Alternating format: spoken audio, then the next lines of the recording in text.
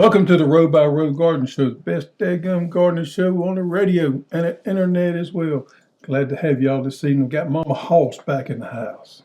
Good to be back. Mama Hoss been gone for about a week, and glad to have you back. Had to go take care of some kin folks. I had to go back to my nursing skills. Yep, but we're glad to have you back. Now, I survived when you was gone, but it was tough. We made do, but it's good to have you back. How about that? You know what? She was amazed when she got back. I had supper fixed for her, had the house cleaned up, had all the dishes washed, clothes washed. It was just amazing, wasn't it? I was a little disappointed. Disappointed? Yeah. Didn't quite meet my expectations. Well, I did the best I could. I did wash one load of clothes, and the house was not, like you said, it was not a total disaster. Dishes in the sink. Yep. But we did okay. Yeah. All right, so potatoes is here. Man, we finally got our seed potatoes in, and we've been getting them out. So if you live in the southern United States, your potatoes should be on the way. If not, they'll be on the way within the next few hours. We are getting them out. Boom, boom, boom. We done got most of them out, but we are getting them out. So don't fret. We will have potatoes to you before you need them. I'll guarantee you that. They look really good. I'm surprised at the quality of them. It's great, and everything's clicking right along. I was sweating the tater thing a little bit. You were. But we got stressed. I was stressed out, but we got them in. It seems like it's every year on the seed potatoes. You have trouble getting them in here. Weather issues. This year it's trucking issues. It's always something. Anyway, we got them out. And if it's freezing where you are, we do check the weather before we ship. So if it's going to be freezing during the shipping time for you, we will not ship them until the weather's clear. Mm-hmm. So this show is about seed starting techniques. Now we're gonna go over some things. We've covered seed start before. We're gonna do some methods and techniques about seed start and give you some insights of the little bitty nitpicky things of how you can be successful in starting your own seeds. Because this show tonight is all about starting seeds in the greenhouse or in seed trays. Starting seeds for transplants. And we're gonna do a deep dive into that and give you the itty bitty details that you got to know to be successful doing that. So make sure you stay tuned for that. Wow. What about the new sunflower collection? It's flying off the shelf. Boom, boom, boom. Look right here. Ain't that something? So we have worked together with Cog Hill to come up with this sunflower collection right here. Because Jason and the bunch over there just love sunflowers. Mary Carl as well. And I don't think and Brooke, but I don't think Brooke was completely involved in this as much as Jason and Mary Carl was. Right. So they sat down and put together a collection, and we call it the Cog Hill Sunflower Collection, as you see right there. And we're going to offer this all year long. Now let's go over. Let's go over these varieties real quick, because we went back and forth on text, but they picked out every single one of them. Pro Cut Lemon Sunflower, boom, boom. Chocolate Cherry Sunflower, they knew that one had to be in there. I like that one. Yep. And Sun Gold Dwarf Sunflower. Oh. That's real close to the teddy bear, except it don't grow as tall. And White Light Pro Cut Sunflower. Pro Cut White Night Sunflower. So we got White Light and we got White Night sunflower. Yeah. On these white ones, if you grow them, you want to pick them a little early because the white tend to get a little dingy. Yep. And last but not least, Pro Cut Plum Sunflower. That plum's one of my favorites right there. So anyhow, that's the collection Mary Carl and Jason picked out. And it's $29.99? I think so. Yep. On our website, they've been going fast. I do apologize. We have been selling out of them at times. We're trying to get them back in stock as quick as we can, but we'll include the link in the description and the comments below. Yeah, we have them in stock right now, but they are selling fast. And if they're out of stock, just sign up for the email notification. And we'll have them back in before long. They are flying off the shelf there. They did a great job with that right there. Cog Hill, if you're not familiar with them, go check them out at Cog Hill Farms. Jason and a bunch of them do a great job with their blog on their farm over in Alabama. Yep. Speaking of Alabama, we have something else coming up. Right. We're going to do our first meet and greet in Alabama at the Petals from the Past. They have a Petals in the Past, an antique show, April the 23rd from 9 to 5. Now, Petals in the Past, they are a plant nursery and farm. Mm-hmm. They're over next to Selma, Alabama, real close to Selma. It's managed by Jason and Shelley Powell. They have antique roses, shrubs, perennial flowers, herbs, fruit trees. They actually have a fruit orchard there. And plants. They have guided tours, educational programs, and they also have the Antiques in the Garden on this Saturday. So everybody's welcome to come, enjoy the antique show, the plants, and there's going to be 5 1, 2, 3, 4, 5, 6, 7. Okay. You talking about 7? 7 included us. YouTubers there, and they're going to have a separate section for a meet and greet. Gene and Tracy would be there from Just Dig It Farms. No, they're over in Alabama. Of course, Jason, Rook, and I'm assuming Mary Carl would be there from Cog Hill Farms.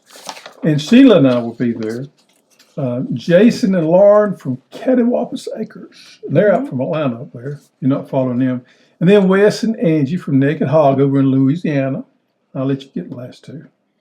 Holly Miner, she is Simply Lake and Lace from Alabama. She does a little gardening, a little health and wellness. She has a YouTube channel. And then Kayla Friday, Little Cahaba Junkin. She does a lot of antiquing. A lot of collector of all things. So they'll all be there. Now, one thing to note is they would like, it's free event. There's nothing to pay. They have vendors. They have food trucks, arts and crafts. They would like for you to go to their website, and it's in the description below, to register, just so the staff can kind of plan on how many people's going to be there, make sure they have enough facilities. So if you're thinking about going, go down to the link below and just register so we'll know how to plan. Yeah, if you're anywhere close to middle of Alabama, I think you want to make plans to attend this. It's going to be a great event. Now, I've never been to Petals to the Past, but I've heard a lot of people rave about it. So the guys, what's interesting in the guy that owns it now, his dad was a horticulturist at Auburn University. So there's a lot of knowledge there, and a lot of heritage there with the nursery there. So looking forward to that. They do, I think they do muscat. In fact, I know they do muscadines and, like I said, fruit trees, all kind of stuff. Yeah, that's where Jason's getting all his fruit trees. For his we're going to be a little outnumbered there. Us and Cattywampus is going to be only 2 from Georgia, and then Wes and Angie is from the other side over there, from Louisiana. So everybody else, Alabama, will be a little. But at least we can make us a bulldog hat and wear that. They'd probably be good just to rub it in just a little bit. You think? Yeah. Anyway, make sure that you can attend that if possible. I think it'd be a great event. Another thing, how about the Okie? Yeah, so also in March 19th, there's a Okie Homesteading Expo. And we're not sure if we're going yet, but we are a sponsor. Yeah, it's going to be according to how the junk rolls out on us. If it gets worse or whatever, we're kind of watching that. So we're not. Yeah, and there's a link to that in the description. It's 3 days, and I'm almost positive they said day 1 and day 2 was sold out. And you have to buy tickets for those in advance. So go check out that link in the description. Who all's going to be there? Man, it's going to be, I know Jason and them's going, Cog Hill's going, Wes and Angie's going. Daniel Arms. Whispering Willow. Dutch, Keeping It Dutch, all those, we call them the Okie boys, they'll all be out there. Adler, I don't know if Adler's going or not. Yeah, I think so. Is he? Okay. There'll be a bunch of YouTubers over that way that are going for it. Yeah. It's going to be a good event. First year for it, so they don't know really what to expect. But I told them. They're going to be talking about processing hogs and chickens and all kind of homesteading, self-sufficient, reliant. Yeah, they're pre-selling tickets, so they have an idea how many will be there. But I told them, I said, man, you got the homesteaders of America just got blew out with people attending. So and this is inside. Yeah, so. I think they'll have a good turnout. Yeah. Our main segment is seed starting. So let's talk about some of the ins and outs, some of the details of seed starting. We actually got some some samples we're going to show you here of what to do and what not to do and what it looks like when you do something wrong. First thing is keeping records. Records are a journal Mm-hmm. to know when you sowed your seeds, when they germinated, how successful it was, and the date you transplanted them. Mm-hmm. Now, I was watching Tracy from Just Dig It Farms one night this weekend, and she did an excellent video on how she stores her seeds, how she plans her garden, and how she journals. And it was just awesome. So go check her out and look at that video. And she's actually trying to develop a garden journal, which I think is an awesome idea. She showed her last 7 journals from the previous years and how far she's come along. And it was just really cool. Yeah. That's something that I probably need to do a better job. And speaking of a garden journal, I would love to have one that I actually used. Over the years, what I've done is filed away up here when to plant particular things. And I see people all the time. We're going to touch on this a little bit later on in the show. I see people all the time starting their transplants at the wrong time. Some of you all are right now, I can see on our Robo show, have started your plants at the wrong time. And we're going to touch on that a little bit later. Journal is a great thing to do, not only with seed starting, but all the way through your gardening process, just to make notes of things that works best for you. Another one, and this is a good one here. I could let you go ahead, but I got something on to add on that one. Okay. You want to purchase your seeds from a trusted source, one that has a good germination rate, high quality, hosstools, and check your seed packet for expiration dates, specific directions. You may have to go to the website for the descriptions.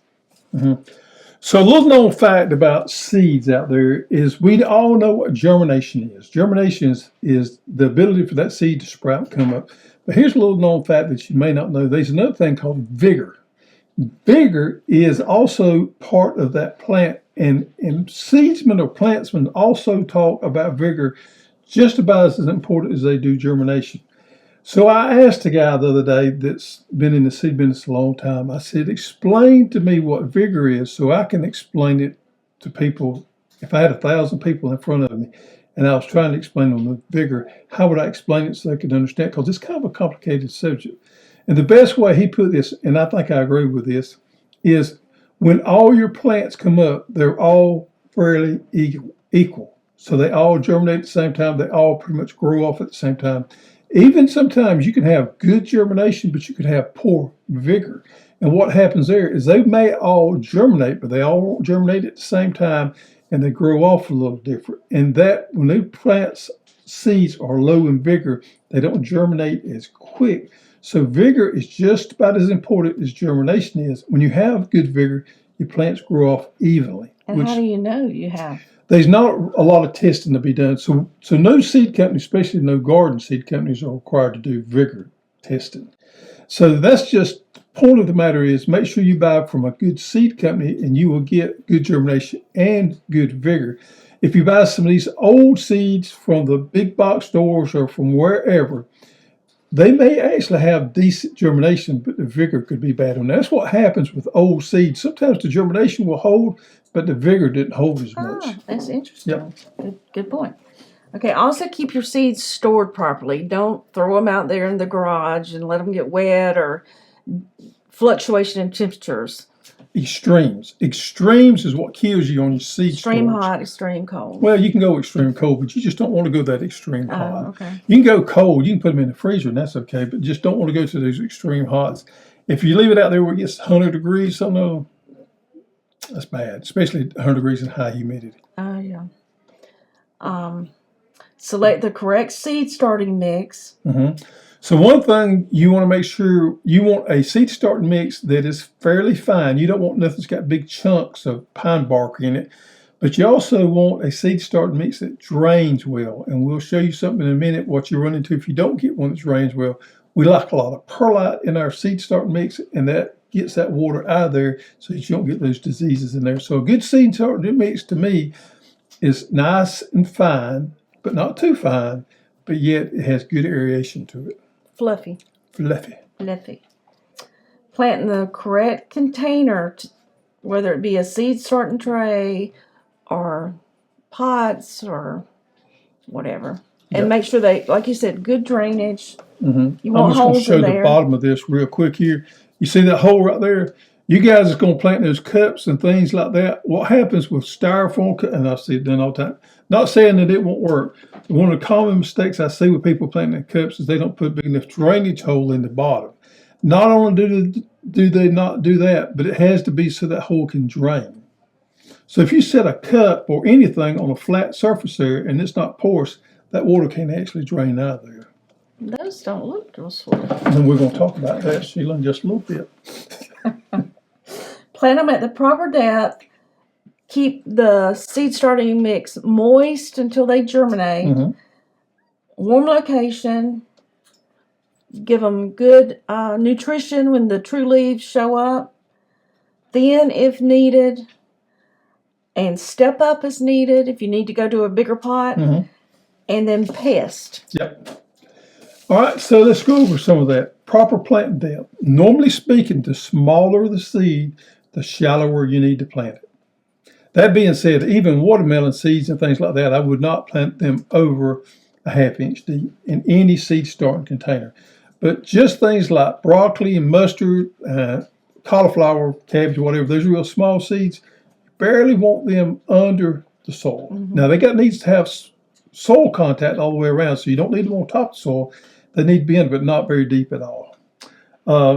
Seed starting mix moist, yes, but this double-edged sword that we just spoke about, you want it to be able to hold moisture, not too much moisture. Warm location, absolutely. We know some of these seeds need 80 degrees to germinate. We know some of them need 85 and even 90 degrees to germinate. So keep them at least 70 degrees for germination. Fertilization when you get those true leaves. Now, sometimes you can cheat a little bit and put it right before you get those true leaves, but a good rule of thumb is true leaves there. Thin is needed. You know, when you're doing those little small seeds, it's hard to get just one seed there. Don't sweat that if you get 2 or 3 in there. But I do come back with my pocket knife or my scissors just as soon as I can and thin those out. I don't pull them out. I just kind of snip them off. Yeah. And pest. You know, somebody just today had a post on the Robo Show, the Facebook group, saying they had aphids on their cabbage. That's just something I don't have problems with. And I don't really know why. I can't tell you the last time. In the greenhouse. I cannot tell you the last time I treated plants in the greenhouse for pests. Maybe some of you guys out there do have that problem. For the most part, I don't have that problem. If you did have that problem. If you do have that problem, then you can use, aphids are easy to kill. There's a multitude of things on our pest control tab that you can go find treat aphids with. It's just something I don't have a problem with, but definitely keep an eye out there for it. Okay, evaluating your seed starting method. Is it a skill or is it an art? Both. I think it's both. I think it's an acquired skill, and it's also a little bit of art too, knowing when to water and knowing when not to water, knowing when to fertilize, knowing when not to fertilize. Now, on our Hoss University Growing Guides, we give some specifics there on how you can fertilize, but you even may have to play with that just a little bit, especially on seed starting. Okay, on indoor. Then we're going to go over a couple of things, what's good about indoor and maybe what's bad about indoor growing. What do you consider indoor growing? I consider indoor growing is growing that plant till you get ready to transplant it, doing it all inside. In the house. In the house or your carport, a heated space. Okay. So you got to have lights to do that. So if you're going to grow inside, you got to have grow lights, period. Some of you may be fortunate enough out there to have some sort of sunroom. That's actually probably classified more as a greenhouse. But 99% of you out there have got to have grow lights if you're going to grow inside. You got to have heat mats. Pretty much got to have heat mats or some kind of germination chamber to be successful. That's not saying that you're not going to be able to get a couple of seeds up without a heat mat. But if you want them to be consistent coming up and to come up quickly, you got to have a heat mat on them. Normally speaking, it can be more expensive to do it indoors than outdoors because you got to have those lights. You're not using artificial lights. So and outdoors, you mean greenhouse? Greenhouse or some type of structure outside, growing those plants outside. Indoors, you normally don't have that fluctuation in temperature. Normally it's pretty steady because most of us keep our house around 70 degrees. You're normally limited on space area because you can't grow a lot of plants if you're growing indoors. And, but you do have a good steady ambient temperature, which is good. Now, outdoors, on the other hand, In the greenhouse. in the greenhouse, normally you do fluctuate a lot, unless you have some elaborate heating system in there with the thermostat. The way we are, we just supplement our heat as when we need it, which I think that's the way most people is. So outdoor growing can be less expensive if you don't factor in the cost of that greenhouse. Now, let me just throw this little caveat about a greenhouse. That's probably the best money I have ever spent. We don't sell greenhouses, Yeah. but I love the greenhouse. How long have you had your greenhouse? Oh, man. We've had that greenhouse probably 10, 12 years. No, we've had it longer than that. Yeah. Probably 15 years. Yep. Replaced the cover not one time. I go to the greenhouse every day. Yeah. We have heat and water in there. Yep. I go every day. Or to we have do electricity and something. water. Yep. Yeah. So in outdoor greenhouse, your temperature can fluctuate, so you kind of have to keep an eye on that, and you have to have some type of heater in there. Now, when it gets those cold nights, it's more problematic because I catch myself going up there at 12 o'clock, make sure I got enough heat in there for the night. So that's just something that you're going to have to do if you got a greenhouse, is kind of keep an eye on it.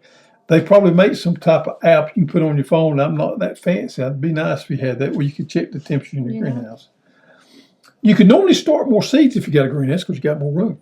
Mm-hmm. The weather is more unpredictable. Your temperature is going to fluctuate more. If you control that, it's not that big of a deal. But if you can't control that, it can be a big deal. So that's kind of the difference of indoor and outdoor growing. Maybe giving you a little insight on both of those. Now, the overall problems we see with people with seed starting is germination. And as you touched on, a lot of people plant too deep. Too early. Too deep. They're not using temperature, or they're not increasing that humidity around that plant. You got to increase the humidity. You got to have that temperature increase for that germination. And if you do that, most of these seeds will germinate quick. Dampening off. Okay, now here we go. I actually got 3 different trays here, Sheila, and I've got them in 3 different stages. 2 of them is what you don't want to do, and 1 of them is what you do want to do. Now, I did this on purpose. Okay. To show people what it looks like when you mess up. Yeah, that's what I did. Okay, so y'all look right here. This is some cauliflower that was planted, and this particular crop here has got 2 different problems. Number 1 is, and I'm going to turn this around and I'm going to show you this one here. I actually caught this a couple of days ago, and I reached in there, knew about, pulled it up, and said, hope I'm not going to do that. This one, as you see right here, has a condition, what we call dampening off. That plant right there is rotted off at the soil line there. Oh. Wow. Now, dampening off is the term we use for that. It can be caused by 3 different pathogens: Fusarium, Pythium, or Rhizoctonia. Pythium or Rhizoctonia, both of those are we classify as water spores. So if I'm going to reuse this tray after this right here, then I need to clean this tray. And what I would do is I would soak this tray in a solution of dishwashing detergent and 10% alcohol. And that will kill that water spore. If I plant back in here without cleaning that, I could have this problem happen all over again. So good housekeeping, sanitizing the trays if you have a problem. So you don't normally wash them? I normally don't, because I normally don't have this issue. But when you do have this issue, you definitely want to clean them. Some people clean theirs anyway, and it's not a bad habit to do. I just don't do it if I hadn't had a problem. But we know we got this problem here, so this tray right here will need to be sanitized before we use it again. Now, normally what happens to cause this is too much water and not enough drainage. See this plant right here? I'm going to pull it up. See there? See, it's rotted off right there. I'm going to continue to pull it up. And the true telltale sign of that is, see there at the soil line, it starts going bad. If I pull it back right there, you'll see. And that's dampening off. The plant is just wilt and fall over there. What happens is... So do you need to get rid of those that are diseased? Pretty much all this, once you get it in there, it's going to pretty much... you can just throw it away and start over. Don't try to salvage this. Just try to start over. So 2 things happened here. They stayed wet too long, and they didn't get drainage. So these were sitting in a pan a seed starting pan without holes, and it had water in there. So you was watering them from the bottom? No, I was left them in the greenhouse, and it come a rain, and water filled in here, and it was holding water in there. So my little catch basin there had water in it from the rain, and it stayed in there too long, and the water could not drain out. So therefore, that pathogen jumped on there and pretty much caused havoc. So even you got the holes underneath there. If they sit on a flat surface, they're not going to drain any well. Sometimes what you may want to do is set them up on something so that they actually drain out. And that catch pan is actually to catch that moisture or that water and not let it get all over everything. Yeah. So, and that's the first problem with this flat. The second problem with this flat is got a little fertilization burn. These were fertilized a little too heavy, and they got a little burn right there. See that tip burn right there? That's from too much fertilizer. See this right here? That's from too much fertilizer. So this tray right here caught two things. It's got dampening off and it's got fertilizer burn. If you see this and get this point, don't try to salvage it. Throw it away and start over.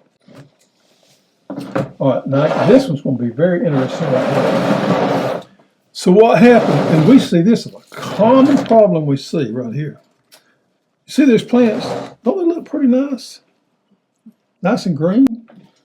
What happened was these germinated and they didn't get underneath light quick enough. And they These on this side? Yes, and they became leggy. See there how leggy they are right there?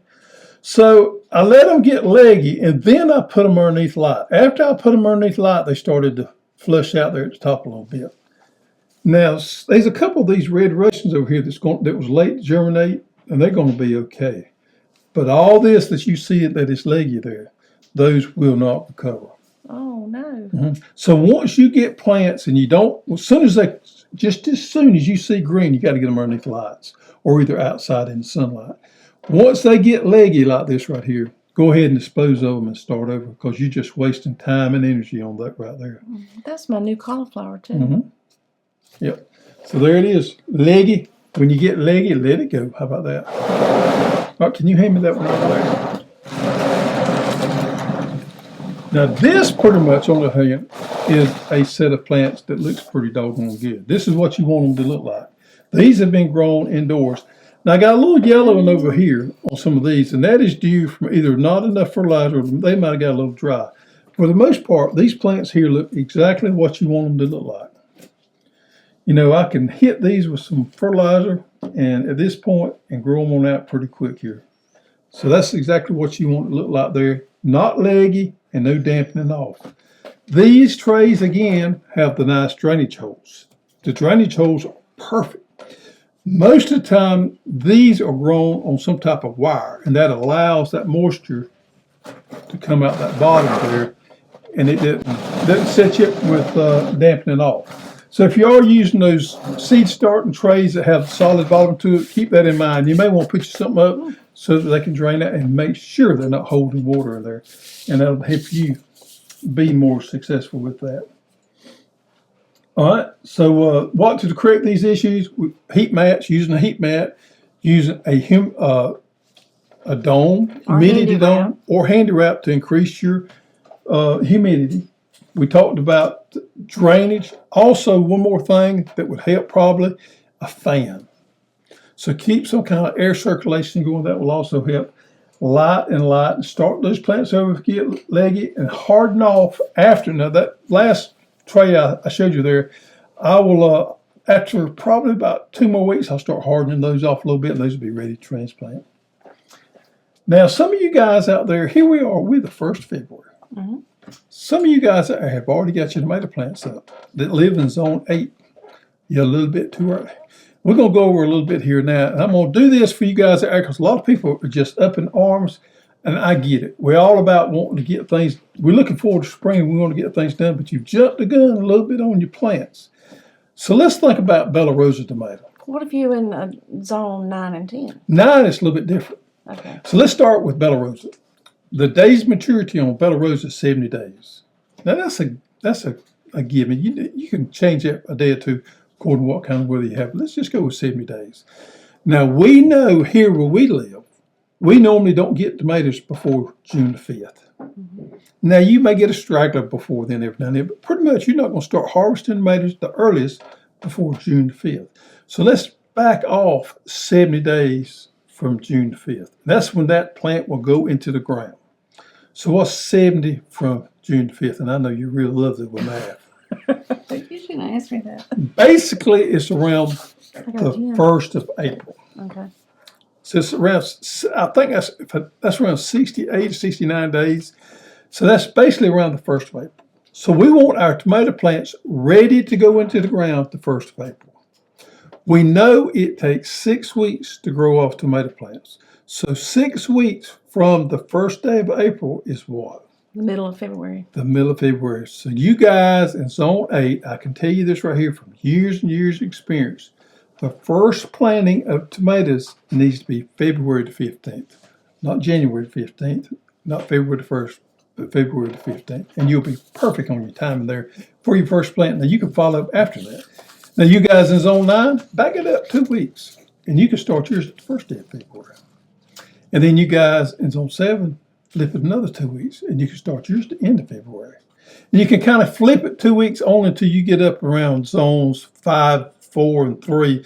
And all you guys pretty much start y'all's at the same time up there because summer happens all together pretty much for y'all. So that just give you a little insight there. Now peppers are a little bit slower to normally grow off in a tray. So you can get by with starting your peppers a few days early. You can, in Zone 8, you can start your peppers as early as February 10th. Okay. But what's going to happen is if you started them already and you got them up, they're going to get ready to plant. And you ain't going to be ready outside to plant them. And you're going to be having some problems trying to hold those plants back. You really don't want to do that. You want to have everything work out perfectly. And that way that plant hits the ground, it's ready to grow, and it's not root bound. Mm-hmm. How about that? Sounds good. Yep. What about a corny joke? Corny joke. Okay, this was... Everybody's been waiting on corny joke. This one was shared with me by Janice Revels. She's actually your cousin that I stayed with last week. She had a total knee, doing awesome. Shout out to you, Janice. Hope you're still doing well. Yeah. So her joke is, why did the cantaloupe jump in the pool? Swimming pool. Because it was hot? Mm-hmm. No. Because he wanted to be a watermelon. Should have got that one. That was easy. That's pretty good. Yep. Feel free to use that at your family get-together. And Janice, we'll send you something in the mail. Yeah. Feel free to use that whenever you like to. Nice, clean joke of the week. How about that? Mm-hmm. All right, folks. Hope it helped you. And look here, if you ain't got your seed starting techniques down, this is a good one here to make you some notes. Maybe you'll be successful growing your plants. Now it's time for you to get out there and get dirty.